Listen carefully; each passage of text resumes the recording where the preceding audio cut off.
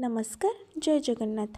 आज ब्लॉग को आपण मानक स्वागत करुच्चे। आज ब्लॉग रे टिके डिफरेंट अच्छी गोटे जिनस सेटा हूँ मो अजा को आनी मो ब्लॉग रे जा देखा कहले लास्ट पर्यंत वीडियो को देखंतु।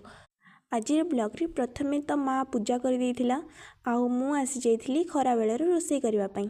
माँ कहितला लाउ डालमा कर देबा पई तो मु लाउ काटी देथिली आलू काटी देथिली तापर तो मु डाली की भाजी की धोई देथिली तापर लाउ आलू पके की प्रेसर कुकर रे 2-3टा सीटी होवाई छाड़ देथिली।